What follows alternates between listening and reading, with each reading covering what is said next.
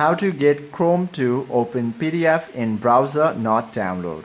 To make Google Chrome open PDF files directly in your browser instead of downloading them, you have to be on desktop, because if you are on mobile device just like me, Chrome will always download the PDF file first, which then opens automatically in your phone's default PDF viewer app like Google Drive PDF viewer. But if you are on desktop, what you can do is simply open your Chrome browser first of all, then tap on these three vertical dots in the top right corner, then head to this setting panel, where once you scroll down you will find this site settings. Go ahead and tap on it.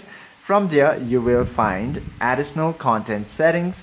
Then once you tap on it, you should be able to find PDF documents. Go ahead and click on it, then select the radio button next to open PDFs in Chrome itself. Hope this video helps you out a lot. If you have any questions or queries, please do comment down below.